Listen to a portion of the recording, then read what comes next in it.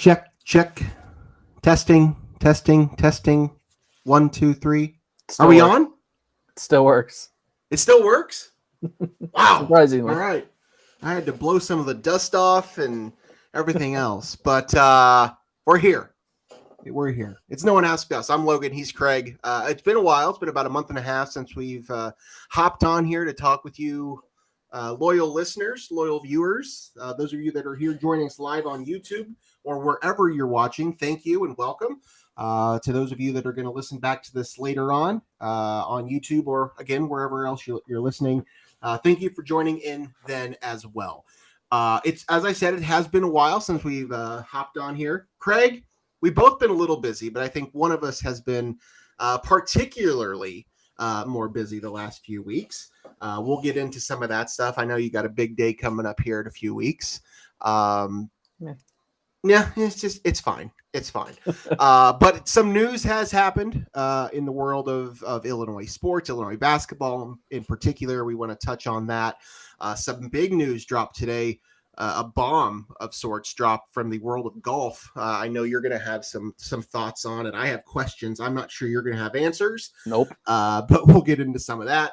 A TV show ended a couple weeks ago that I know you and I were both big fans of, and I know we've kind of wanted to talk about that. So plenty to talk about. Plus, there's baseball going on. Both of our teams are absolutely in the. We don't have to talk about that. We don't have to talk about that. All right. Well, your Cardinals jersey in the corner might beg to differ. Once again, this is No One Asked Us, episode 93. It's June 6th, coming to you here about 6 o'clock Eastern time on Tuesday. Craig, how are you? You good?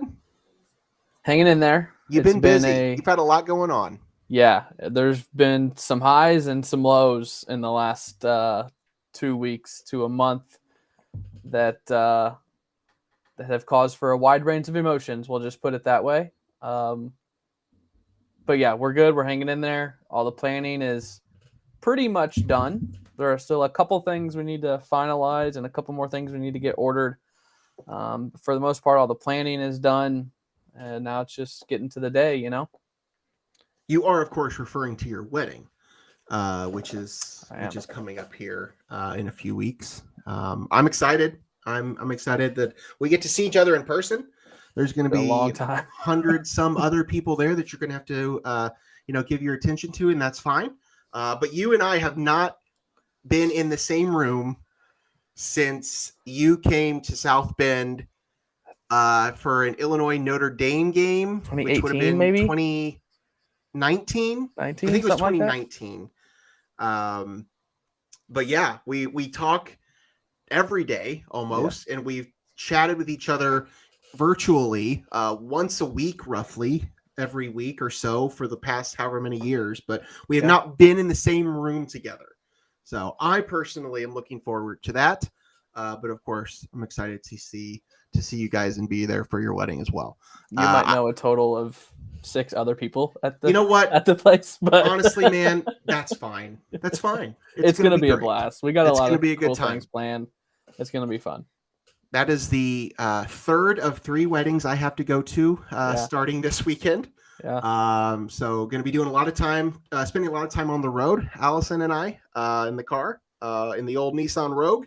Going to put some miles on the car to travel.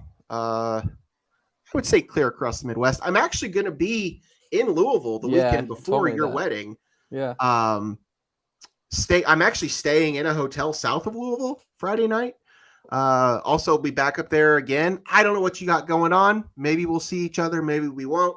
I don't know if we can handle 2 weekends in a row. I don't think we can. It might be a little too much. All right.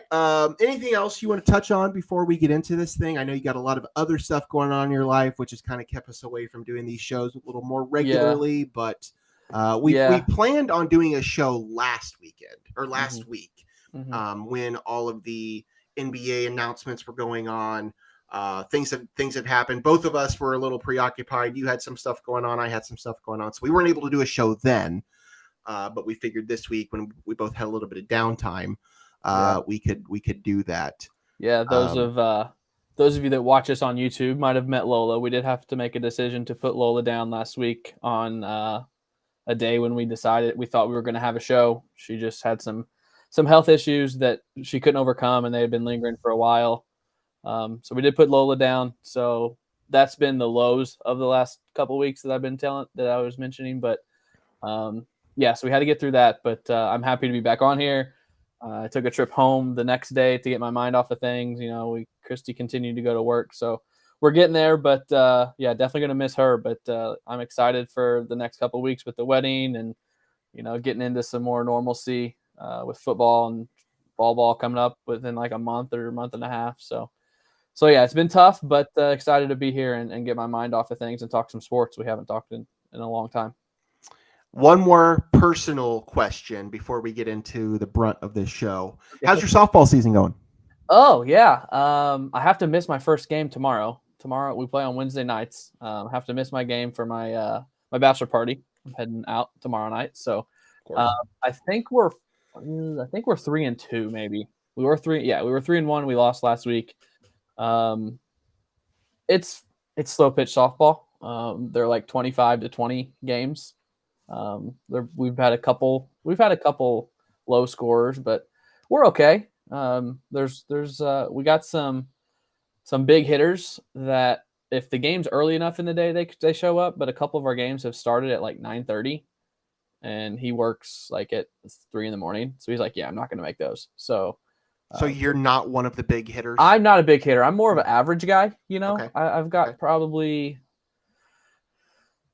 hitting about 550 on the season. Oh, wow. Yeah.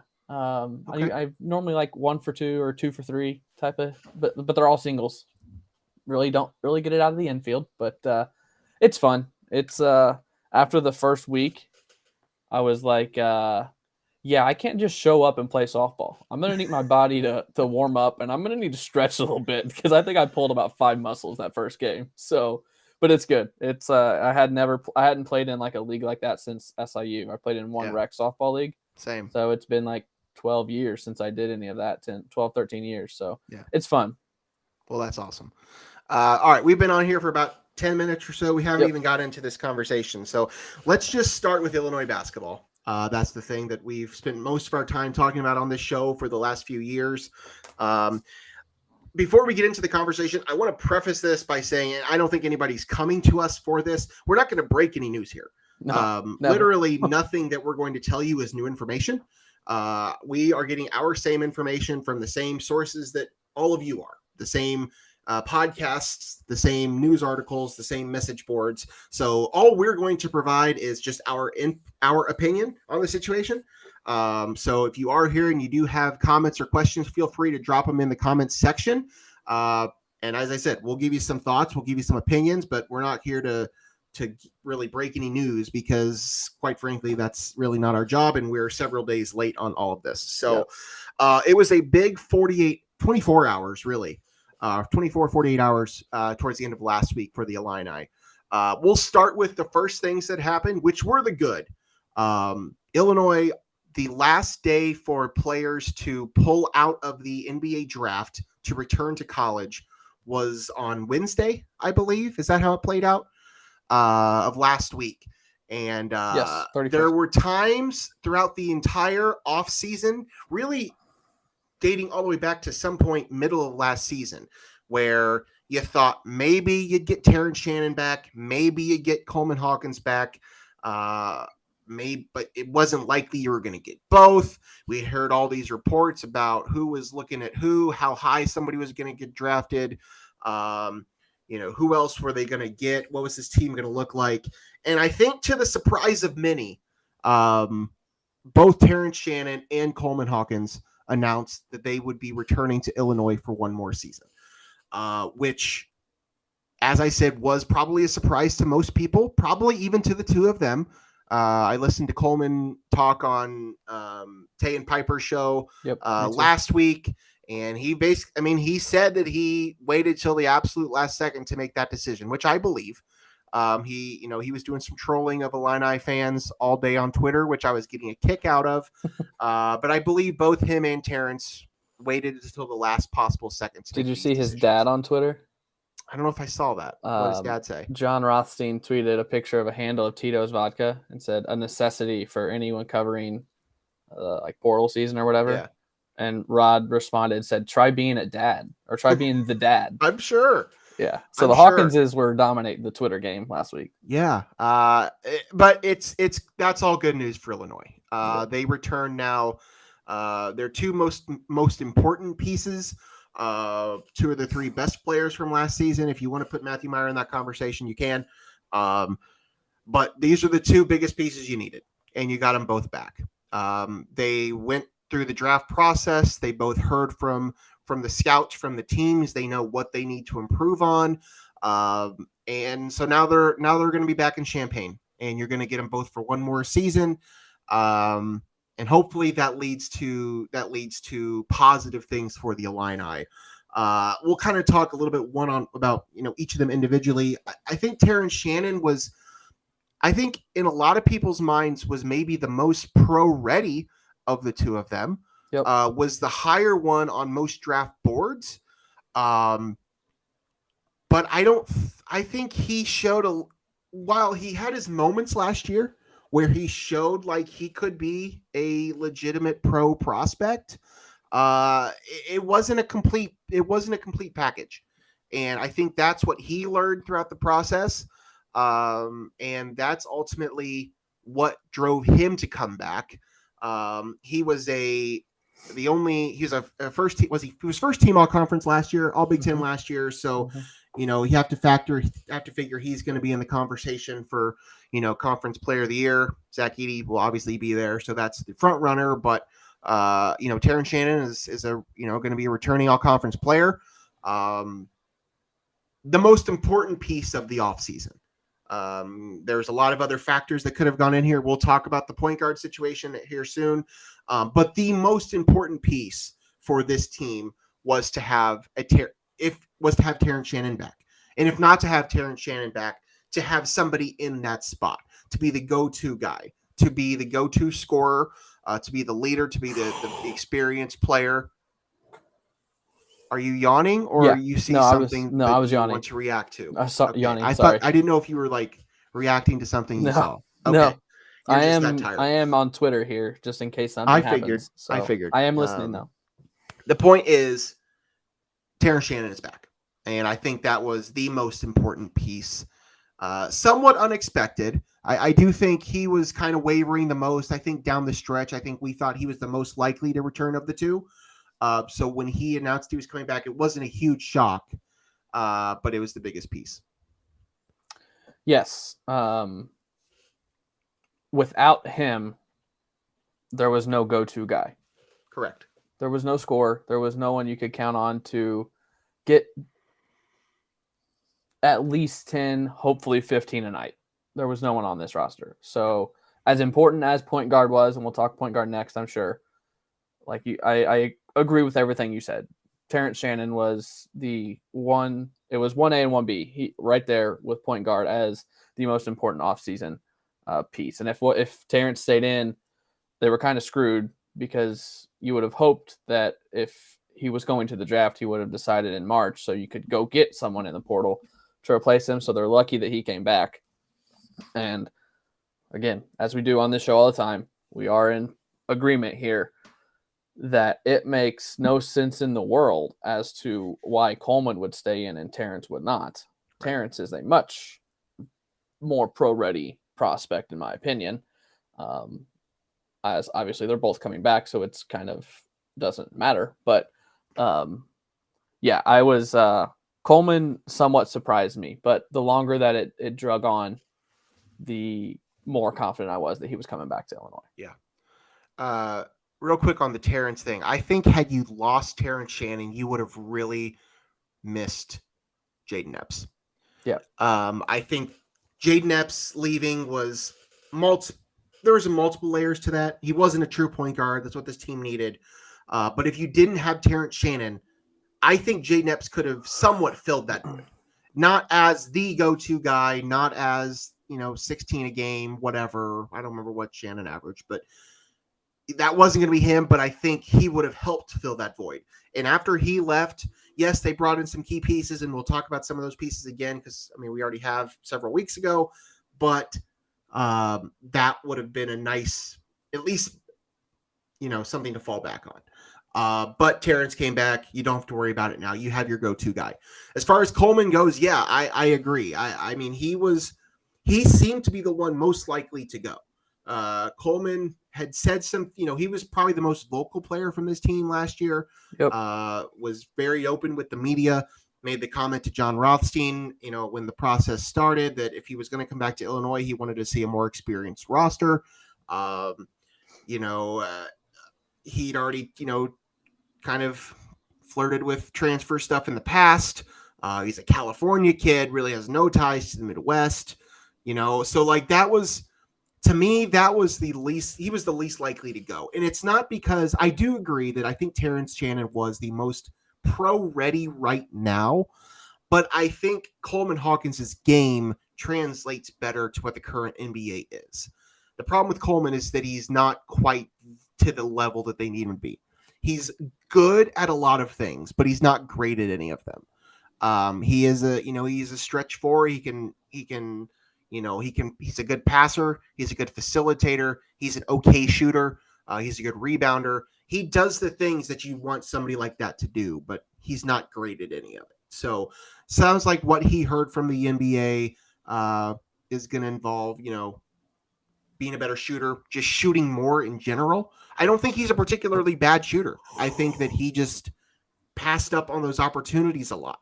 Yeah. And maybe that was just him, being that type of personality. Maybe that was because he thought that, there were other guys on the court that are better scorers than he is. And maybe some of those things are true. But I think what he learned is that if he's going to have a future in the NBA, which it sounds like, he thinks he can, he's got to be more willing to shoot. And that's going to come with building confidence to just become a better shooter. So I think getting him back was the most surprising, but I agree with what you said. I think the longer we waited, I think I felt more confident that he was going to stay. Yeah. I mean, you're echoing exactly what he said on the drive with Tay and Piper. Some of that was, the NBA scout said, shoot the ball, dude. Shoot the ball, dude. And I had this thought while he was talking. I was like, there is no one that annoys me more that I'm happier to see back in orange and blue than Coleman Hawkins. if that makes sense. Sure. I mean, every game, it's like we gave the hand on the head moment of some Coleman Hawkins decision or something, but he was right there with Terrence as important pieces of this offseason. So, I'm ecstatic that they're both back. I think they're a borderline top 25 team as it stands right now. If you don't have either of them, you're squarely on the bubble, maybe outside looking in. Yeah. If you have one of the two, you're probably more comfortably in the field, but still probably on the bubble. So to have them both back, it should be there might be a little sweating on Selection Sunday because I definitely don't think this team's a lock for the tournament yet. But I would put it at like 80-90% lock with both of them back. So overall, that aspect of last week was fantastic, obviously getting both of them back. Let me ask you this. I guess I know partially why you're saying what you just said. But on paper, do you think this team is worse than last year? I don't see how that's possible.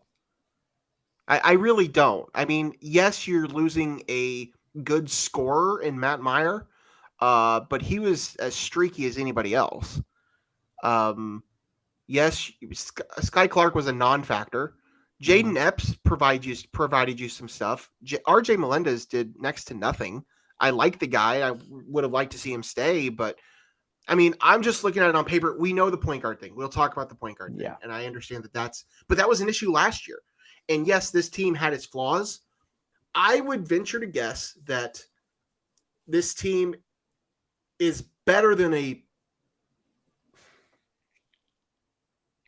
top 20, you think? No, well, maybe. I'm just saying because you were talking about sweating out on Selection Sunday. I don't think this is a bubble team. I think this team's better than a bubble team. I guess sweating out wasn't the right word because this team should make the tournament. I guess the better term is this team won't be wearing white in the first round. They'll be wearing their dark colored. I mean, uniforms. I certainly think that's on the table. Yeah. I do for the most part like what they've built. They didn't exactly check all the boxes, and that's something we do plan on talking about. But just getting those two guys back was a huge step forward because we didn't know what this team was going to look like. We had seen the additions that they had made already, and the additions of Damask and Guerrier and Harmon were indicative that this team was going to be older, wanted to be older. They kind of filled holes, but they weren't like go-to guys. So I don't disagree with you, but I think they're better than a bubble team. But I see what you're saying. I do think they could definitely be, I could see this season as the roster stands right now going very much like last year. It could 20, 22 wins, double-digit losses, and you're between a 6 and a 10 seed. I want to think that the experience will play a factor. Yeah. Last year, the experience was not good. This team had no experience. Yeah. TJ Shannon and Matt Meyer were the only guys that had seen significant minutes at the Division I level. Coleman Hawkins was a bench piece the year before, and nobody else had even touched the floor in a college game. Now you're looking at your entire rotation being fourth and fifth year guys, plus a couple sophomores. But I mean, maybe it's possible you're right. But I want to give a little bit of credit to the experience that this team will have in those type of situations. Well, how many of the transfers have NCAA postseason experience? Damask does not. Harmon, I believe, does not. None. I mean, Guerrier, Harmon played in the NIT. No. I mean, none. Very little, if any. 2 at Syracuse, 2 at Oregon. Yeah. I don't know. No, that's true. That's fair. So there's college experience, but there's not winning in the postseason experience, which is going to be hard to find in the transfer portal because if you're winning in the postseason, why are you wouldn't transfer? No, that's fair. That's fair. But I do agree. I like when there are more upperclassmen than underclassmen. We'll just put it that way. Yeah. Okay, so those were the two good things that happened. Both of those things were rather surprising, somewhat surprising things that happened positively for Illinois last week. The day following was the day that RayJ Dennis announced what he was going to do. RayJ Dennis is not a name that we've talked about on this show. We did not bring him up in the past because he was just kind of a name out there that there was really no actual connectivity. Huh? Did I ever tweet about him? I don't know. I don't know if you ever did. Did you? I can't remember. I planned on talking about RayJ Dennis, but we just never did a show around that time. So whatever. If you're listening to this show, if you're watching this show, I'm almost positive you know who RayJ Dennis is. I don't want to spend a lot of time talking about him because he's essentially at this point a non-factor. But if you don't know, let's just lay it out.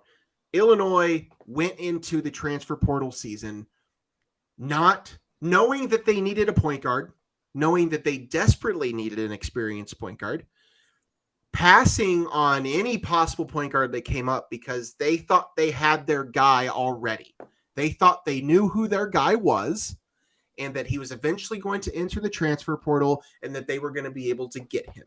I know that you have thoughts and I will get to you, sir. But that's what happened. RayJ Dennis, eventually he's a Chicago guy from the suburbs. Started at Boise State, played 2 years there, transferred to Toledo, ended up being the MAC Player of the Year last year. Great point guard. They thought that he was the perfect fit for this team.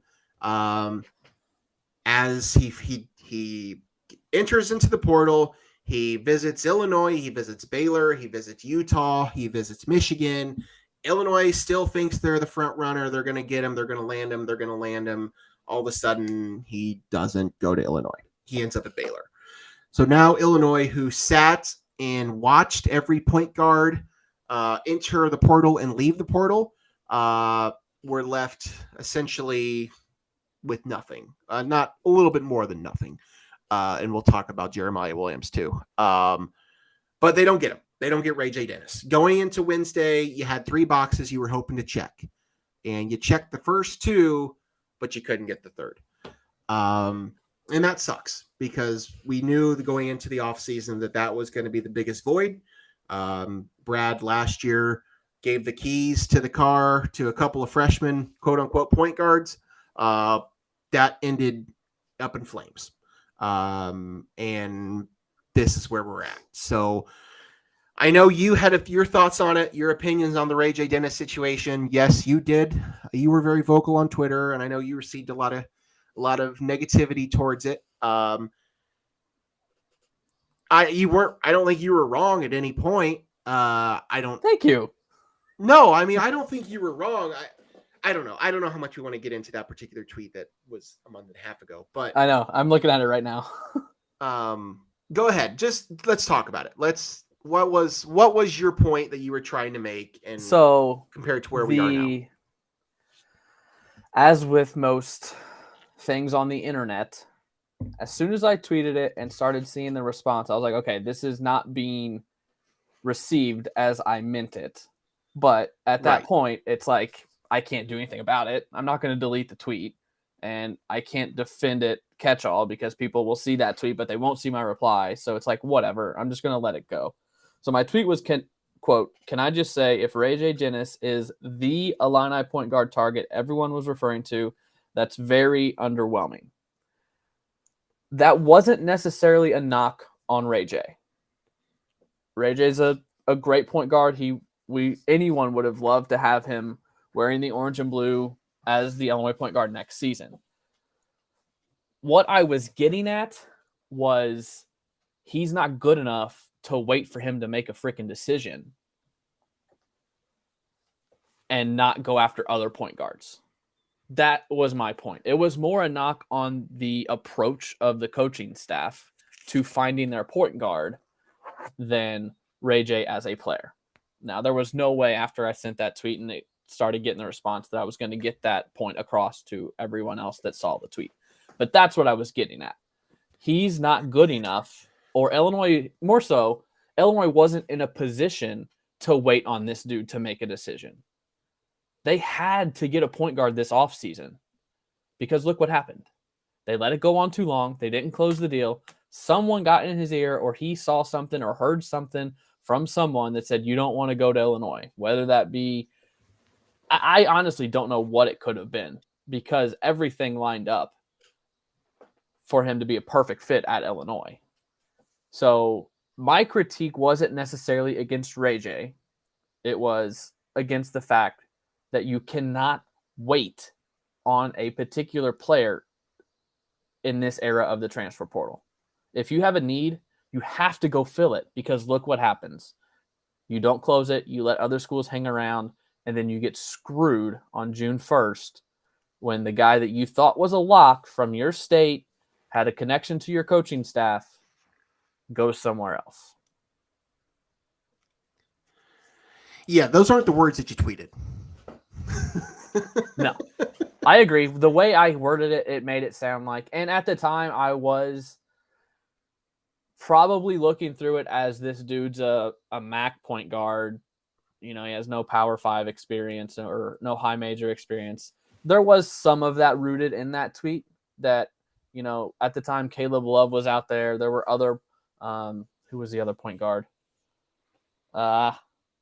Armstrong, was that his name? I don't remember. There was a lot of them that were floated around. So, go ahead. What was I going to say? Okay, there's a lot of layers to this. This is obviously still new to everyone, new to the coaches, new to the players. The transfer portal thing is very new. We're still trying to figure it out. But there's a lot of layers to how all of this broke down. I understand your argument, for and against RayJ Dennis. I get where you're coming from. What I have been trying to say, and what some people have, also said elsewhere, is that you didn't really know what kind of player you needed. there was all this talk about RayJ Dennis being, the MAC player of the year, and he does all these things well. And he might have been great. He might have not been great. But if you knew you were going to get Terrence Shannon back and Coleman Hawkins back, you didn't need a player of the year candidate.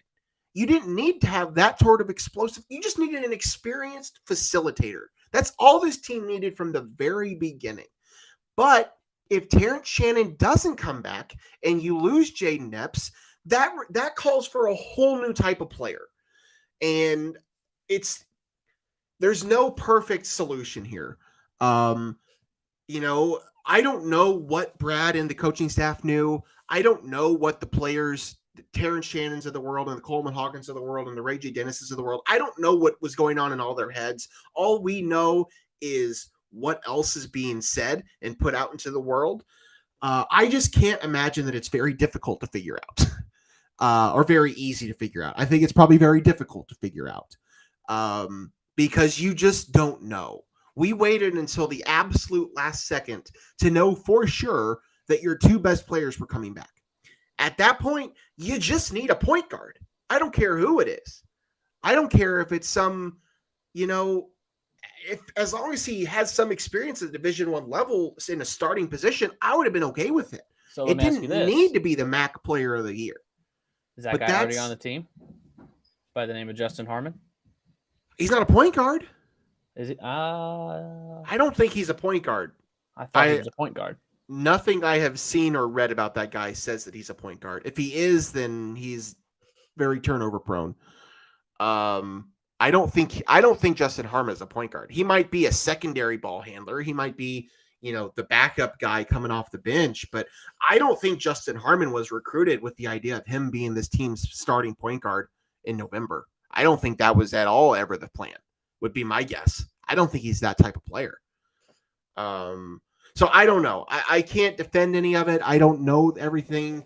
I know you put the comment up here, so I do want to touch on this thing. Jay, welcome, Jay. Thank you for still here. Thanks for chiming in here. Jay asked, so did the return of Hawkins and Terrence have an impact on RayJ coming here? My thought, and I don't know if I have no evidence to prove this. I have not asked people. Haven't heard people talk about this.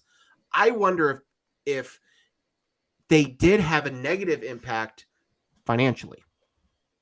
Oh, would be my guess. I don't know that for sure. I don't know what sort of dollars through the NIL collective at Illinois are being offered to certain players, but is it possible that there was only a certain amount of dollars that they were able to offer up to players, and when you get both of them back, you may not have had the number to match what RayJ wanted. Yeah. Is that possible? I mean, I'm just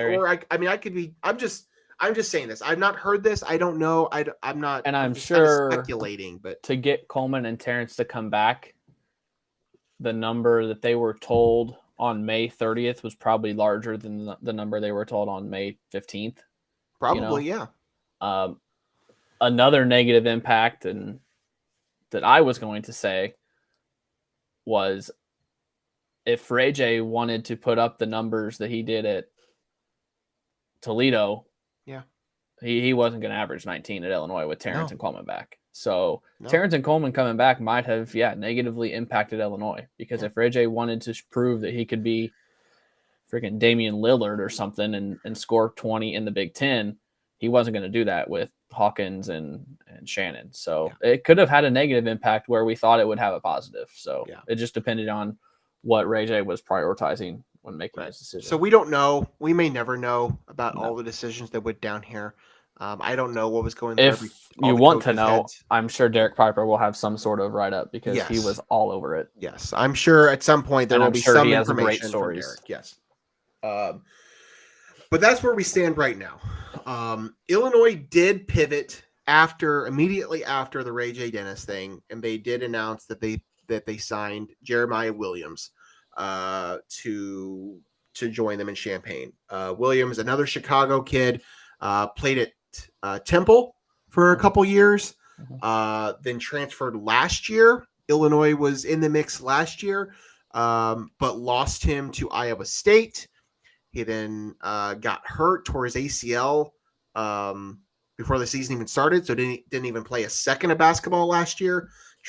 Entered the portal again, and now is coming back to Champaign. Jeremiah Williams, I guess, can be considered a point guard. I think he's the closest thing to a point guard this team has. He's a 6'4" guard. He's a good defender. He's not much of a shooter, which was obviously the other big hole this team needed to fill, and they really didn't. But there's a couple different issues here with Jeremiah Williams. One, he's coming off an ACL tear, so you do not know how his health will be. Achilles, whatever. Yeah, sorry. And so you don't know what his health situation is going to be. And then there's the whole thing where he's already transferred once, so he's going to require a waiver. There is absolutely no guarantee that this man's going to play a game next year for Illinois. Yeah.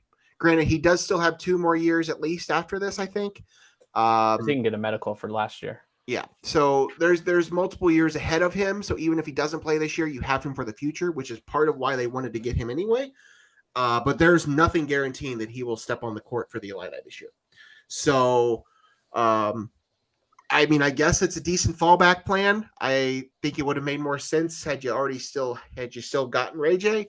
But at that point, there's other issues here because now the roster is absolutely full. Yep.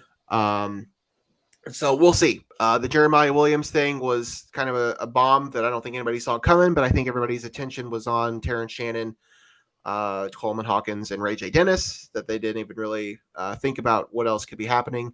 But Jeremiah Williams is currently the 13th and final man on the roster as we stand right now.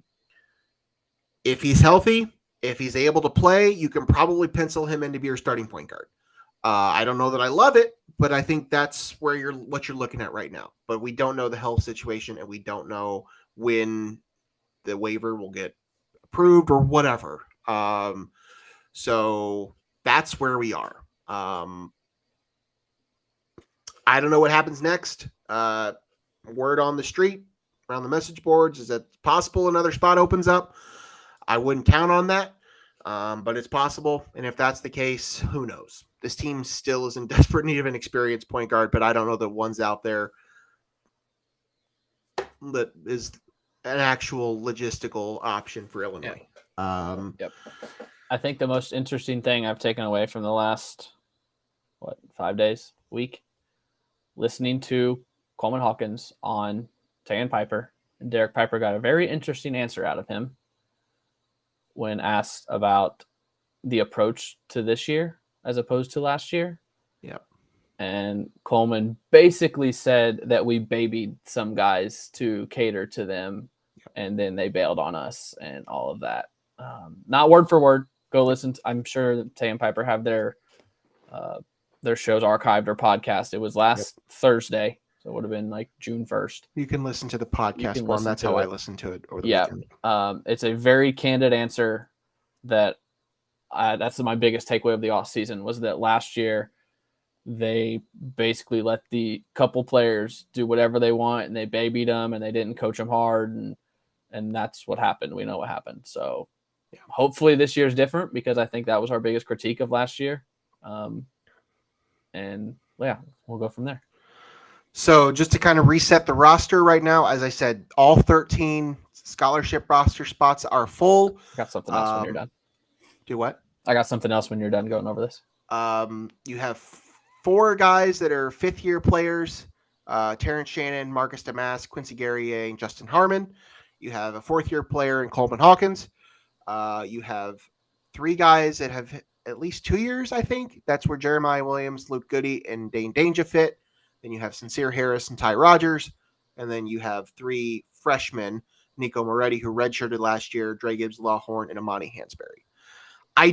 I don't hate the roster construction. It just, you didn't fill the holes you really needed to fill.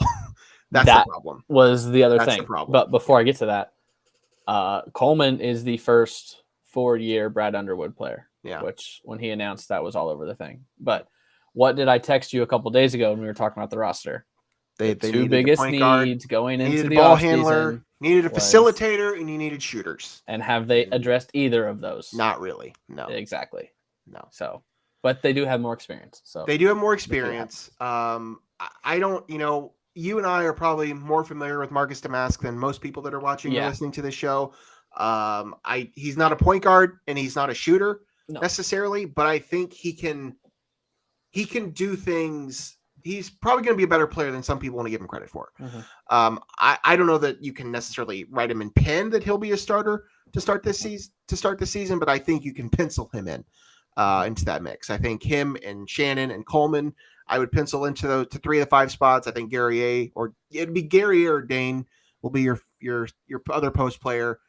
And then if he's healthy, I guess it's Jeremiah Williams at the point, unless they add somebody else. If it's not, Justin Harmon or Ty Rodgers are probably your point guards. Yeah. Which I have been a little. I think Ty Rodgers could do that, but he's not really to that. He's not a point guard right now, but I think he could be a facilitator for this team. We'll see how much they rely on him to do that. So my question is this now a Sincere Harris jersey or is this a Marcus Damask jersey? That's a good question. I don't know. I don't know who's going to wear the number 1 next year. Yes, that was Sincere's jersey last year. Damask wore 1 at Southern. So yeah, that's a good question. I don't know. All right. We've been talking about Illinois basketball for about 30 minutes. Do you have anything else Illinois basketball related that we need to touch on? Andre Curbelo. Yeah. Going to Southern Miss. It's fine. I'm not upset. A little upset, not upset. Yeah, we'll see. There could be more, but I would say there's probably not more. Yeah. I would venture to guess this is the roster going into the season, but I've been surprised before. Let's move on, shall we? Already have. Okay, the big sports news from today, the bomb that was dropped on the entire sports world, not just the golf world, but the, what are we calling this? Collaboration? Merge. Between this is a full-on merge. Yep. Of PGA and LIV Golf. So after and DP World Tour.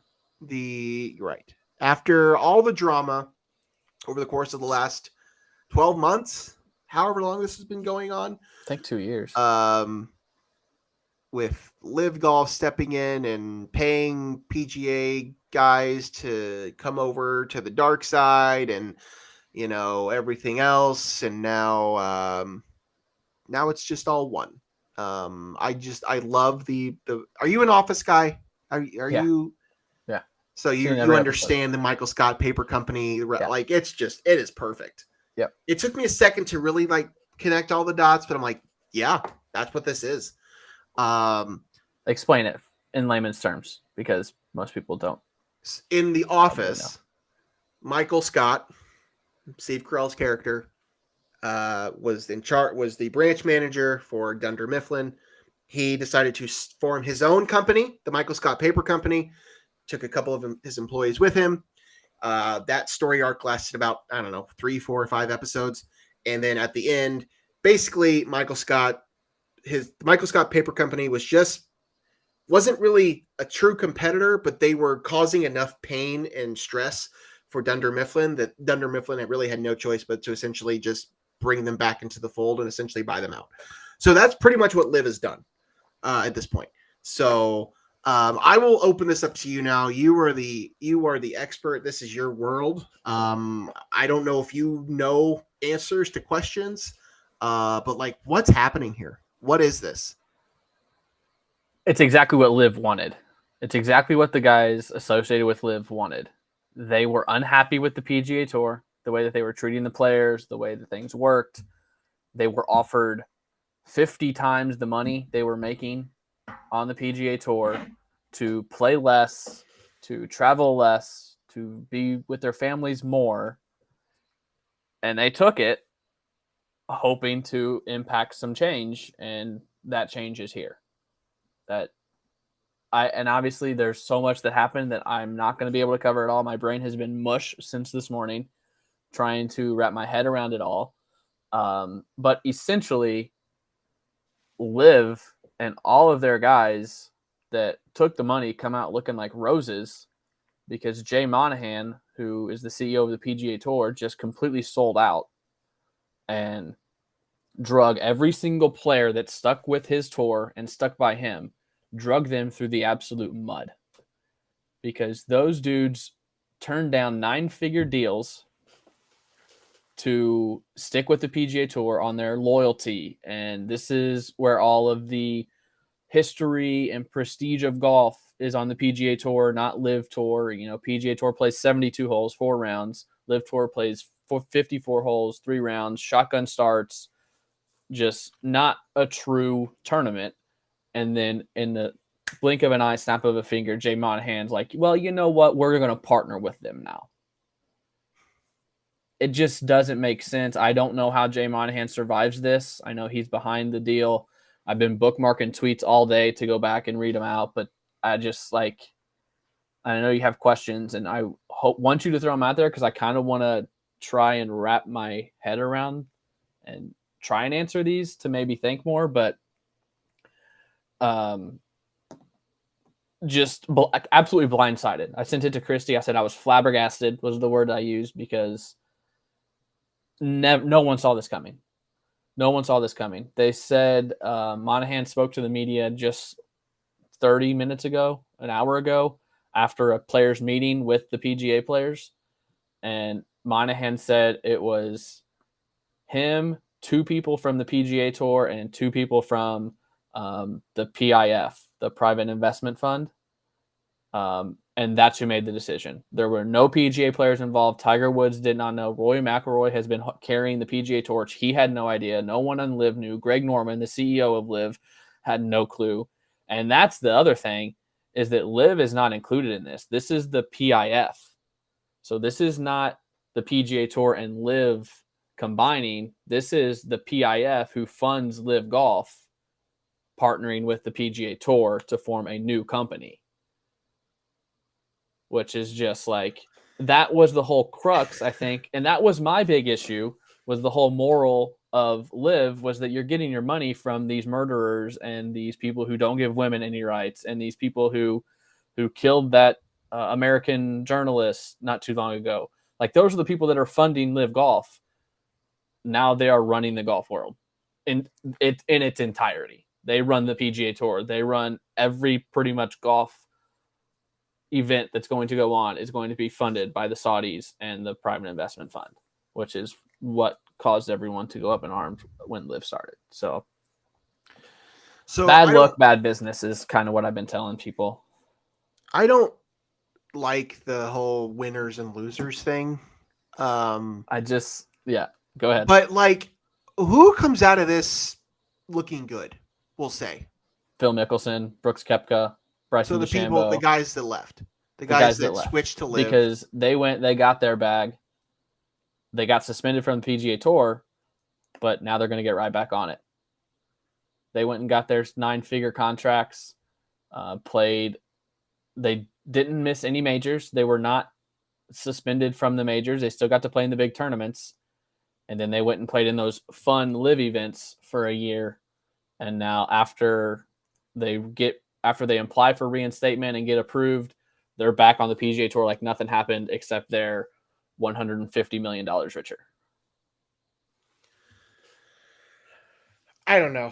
I'm still just trying to wrap my head around all this. Like, I've been... To answer your other half, the losers are Rory, Colin Morikawa, the guys that Justin stayed. Thomas that stayed. Now, there are tweets and reports out there saying that those guys will be compensated similarly to what they would have gotten if they had left. But you're not going to compensate every PGA golfer $100 million. See, that was a lot of where my other questions were that I didn't say on the show. But when I initially saw this, it was like, these guys were, as you talked about, getting these huge paydays. So like, what happens to the guys that chose not to do that? And now that just doesn't seem. There are also reports that the guys that did go to LIV are going to have to pay some sort of fine to the PGA for leaving before they get reinstated, but it's going to be like pennies compared to what they got. So basically it boils down to the private investment fund from Saudi Arabia is now running golf. They are funding golf and have a say in what happens in all of golf. Now, as hard as it's going to be for me to do, because I was so anti-LIV I've told you every major I do like these pools that I pick 6 golfers and whatever. Since LIV formed, I've never picked a LIV golfer in any of the majors. And obviously I've never watched any LIV event because they're on the CW and I don't even know what channel that is. But it's like that moral compass of, are you going to support this or are you just not going to watch golf? Because if you watch any golf, you're supporting the PIF. So it's like, it's kind of like you got to come to terms with these horrible people are running your favorite sport right now. So is the other loser in all this the CW? Well, and that's another thing. I doubt it happens, but like, is ESPN going to want the broadcast rights to this if it's funded by these people? Like, are they going to get TV deals and take money? What do you do? Take this blood money? What I know you made the comment on Twitter about you wouldn't blame it if all these guys just retired today and just were done with it. But like, what do you do? Yeah, what is the other option here?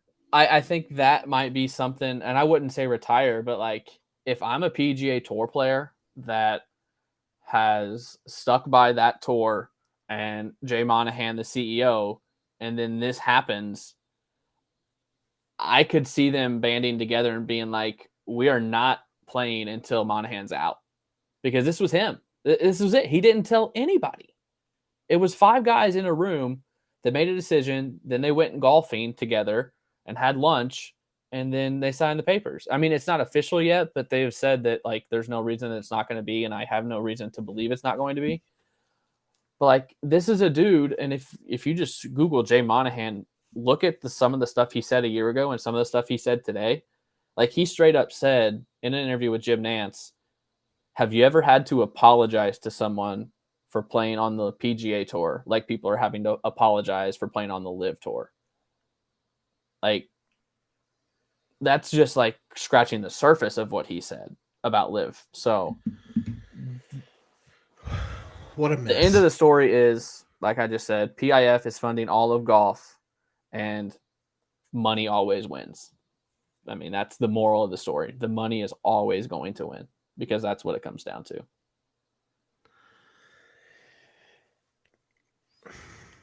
Do the fans win here? Does anybody? I mean, that's what I was getting at with my whole. Do the fans win? That's what I was getting at with my whole. Are you going to watch? If you watch, you're supporting this.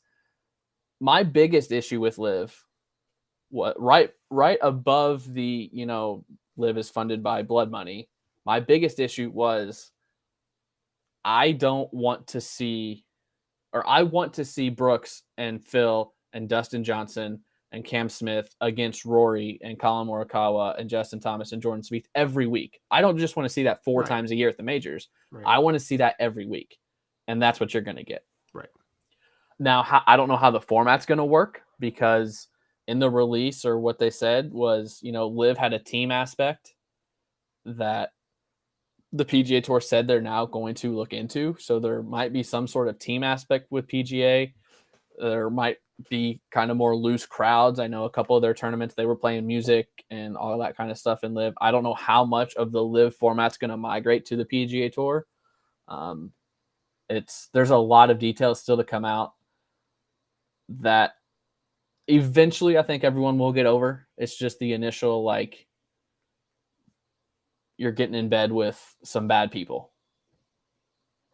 type of thing. And then eventually it'll fly over and everyone will go back to watching the golf and all of that. Now, I don't know. It's still the PGA Tour. This merger isn't LIV Golf and the PGA Tour forming like the LIV PGA Tour. It's still going to be the PGA Tour. It's just this new company is who runs the PGA Tour. So I don't know. I feel like I'm talking in circles. It's okay. This is why we're doing this today. I knew you needed a place to talk.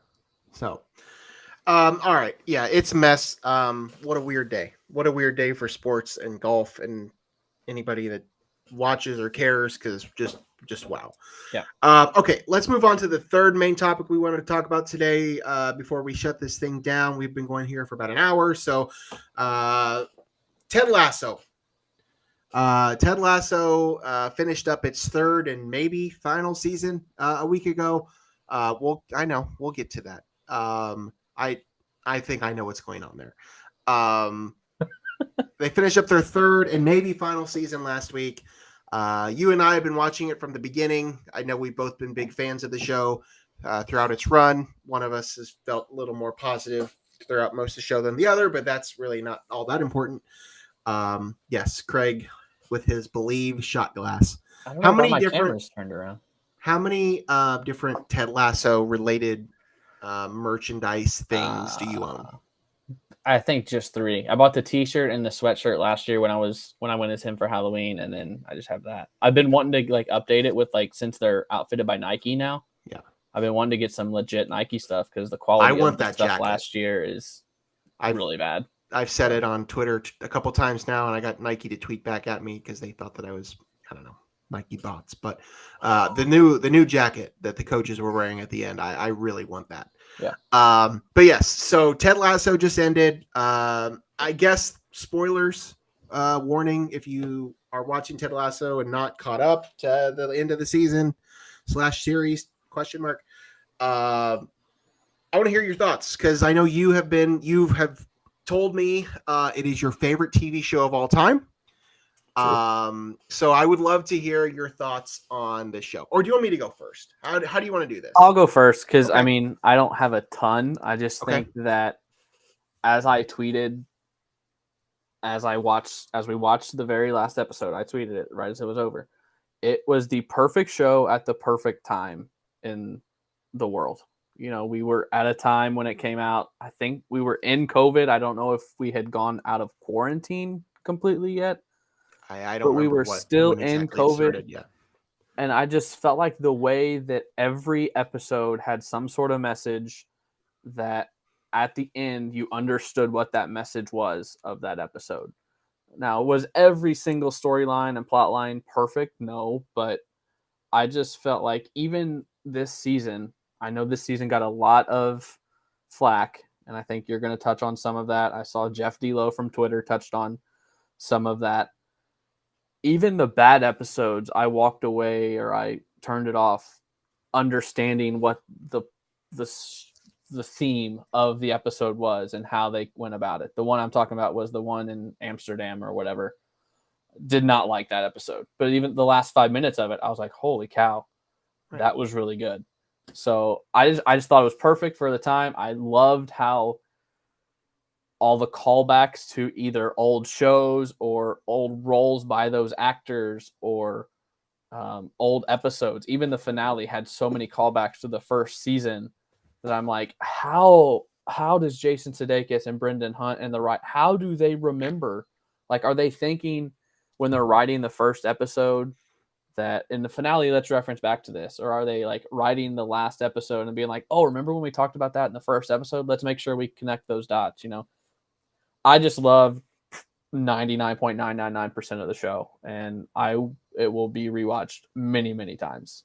So I don't really know how to prove my point that it's my favorite show ever or There's how nothing wrong with to that. justify it, but I thoroughly enjoyed all 30 episodes, 36 episodes. Yeah. No, I get it. I'm not gonna poo-poo on your parade. I enjoyed Ted Lasso. You know, if I didn't, I would have stopped watching it. I did thoroughly enjoy it for all 3 seasons. I thought season 1 was perfect. I thought timing when it came out. I thought the style that they did it. I thought what it was about. I loved season 1 of Ted Lasso. Season 2 and season 3 to me got more and more messy as we went along. I agree with what you're saying that even when I didn't think the episodes themselves worked particularly as well, I still finished it with a smile on my face. So I guess if that's the purpose of the show, then it succeeded. I wasn't particularly a fan that it changed directions after the first season. I mean, it went from being a 30-minute situational comedy to being 45 to 60 minutes of dramedy. I mean, it was a tonal shift after the first season. Now, admittedly, I have not gone back and rewatched any of it. I've just watched each episode once when they came out. I have watched scenes and things repeated times, but I've not rewatched the show. But season 1 was it was a sitcom. It was a workplace comedy, just like you get with The Office and with Parks and Recreation and 30 Rock. That's what it was. It was 30 minutes. It was crisp. It was good comedy. It had heart. It had a little bit of drama, but like comedy drama. But then after season 1, really, I mean, definitely season 3. I don't remember exactly how season 2 shook out, but the episodes just got progressively longer, which is something you can do in the world of streaming. That's not something you could have gotten away with on network television or cable television. So you can get away with that now. And I know it's a lot of people that didn't matter. It's not something that I felt like was a big drawback for me, but I just felt it was such a strange shift. My other biggest negative thing about the show was I thought the Nate arc would make more sense. Yeah. And it didn't. Yep. The Nate arc did not make any sense to me. And maybe part of this is because, and this happens all the time with TV shows. This is not something that is a Ted Lasso problem, but as each season, as the episodes got longer, they gave more characters more stories and more arc, which is fine. I love getting to learn, getting to meet, and getting to spend time with these individual characters, players on the team, other personnel, whatever. But it took away from, what I think were the more important storylines. Mm-hmm. I loved Nate's character in season 1. I liked the direction they took him in season 2. I obviously knew where Nate's character was going to end in season 3. That was very much telegraphed to me. Like, it's obvious where we're going to go here. Yeah. But like, it made no sense how we got there. And I think that was the biggest issue for me, is that was supposed to be like, the biggest story outside of like Ted himself was the arc that Nate went on. And it made no sense. Yeah. I almost wish they would have made him more villain. Yeah. Yeah. But they did kind of make him the villain at the end of season 2. And then in season 3, I guess Rupert was the villain, really more so than Nate. I don't know. That could be like a minor thing. I mean, it's not a minor thing. It's a rather major thing, in my opinion. But yeah. I mean, that doesn't like make it so that I hate the show by any means. That was just like my biggest negative thing. I don't think we needed all the storylines. I don't know that we needed Keeley's business. Like there were certain things that I just, I didn't feel like we really needed in the show. Yeah. But as I said, I ended every episode with a smile on my face. Even if I didn't love everything about that particular episode, I enjoyed it. Yeah. I was pretty sure where the show was going to end. I think Jason Sudeikis has made it very clear that he was 3 seasons and out. Yeah. That's where a lot of the confusion has been amongst, the fan base is like, is this the last season? Is this not the last season? In Jason Sudeikis' mind, this was the last season. But as far as Apple is concerned, they need Ted Lasso. As if Apple TV, Ted Lasso is their biggest property, and they want to keep it going as long as they can. Yeah. So Jason Sudeikis is done with Ted Lasso. I mean, he might appear in a cameo or something, but as far as the Ted Lasso arc, his character is done. Yep. What that means for the future of the show, I don't know. Obviously, it can't be called Ted Lasso if Ted Lasso doesn't appear in the show. But there may be more seasons. They set up a lot of different possible spin-offs or sequels or storylines they could do in the future, and we might see them do that. But I do think Jason Sudeikis is done with the show. Yeah, that was when it was announced that that they see it as a 3-season show. That was my first thought, was that the show's not ending. Just Jason and whoever want to be done with it are going to be done with it, and they're going to find a way to keep it going. Which, yeah, I think the women's team is probably going to get a spinoff there, And then I think they're going to continue with AFC Richmond with some iteration of Roy and Nate and maybe Beard. Continuing to do basically the same show, just without Jason Sudeikis. What do you think of the theory I found on the Wizard of Oz? I love the Wizard of Oz theory. I wish that would have actually played into more of it, because I think it made too much sense. I didn't think he was going to end up and it would be a dream. No, I thought that was ridiculous, but there were, and that was intentional. There was obviously a lot of Wizard of Oz connections on the show, and and they knew what they were doing. I mean, it was the creative team, Sudeikis and Brendan Hunt and Bill Lawrence and Joe Kelly. They knew what they were doing when they created this show. Everything was thought out. I don't know if, back to my comment about the length of episodes and things, I don't know if that was intended. That's the thing, that you don't see that. Like, that's just not something shows do. What? They don't turn from a 30-minute sitcom to 45-minute dramedy after one season. Yeah. So, like, I'm wondering if they just saw the impact. The plan. If they just saw the impact that the show was having, and they were like, we can expand on this and make every episode mean a little bit more. Right. But no, it's great. I enjoyed it. I did have like two pretty big critiques of the finale itself. Okay, let's hear it. I thought that the fight with Roy and Jamie over Keeley was totally unnecessary. Dumb. After all the reconciling they did with each other, to fight over her was totally unnecessary and not warranted. And I wish we would have seen the initial conversation between Ted and Rebecca. Yep, I agree. And I had someone message me that they were totally fooled by the opening scene where they were in the house together. Were you fooled? I mean, for a second. I mean, at first maybe, but right away, I was like, no, there's no way. Because that's the other thing. Like, everyone was like, how do you not let Ted and Rebecca end up together? Spoiler alert. No, that made no sense. Never once in the entire show did I think they had that sort of chemistry. Well, I disagree. I don't know if I disagree. I did think at various times that they did have that chemistry, but the show never went that direction. Yeah. So if that's how it would have ended, that would have made no sense. Yes. Like, had they made the conscious decision to do that and show you things along the way, I would have been okay with it. Because I did think they had that kind of chemistry at times, but they made no effort to show that. So yes, if that's how it ended, I would not. I agree with you. I don't think I totally bought into it. I know what you're saying now.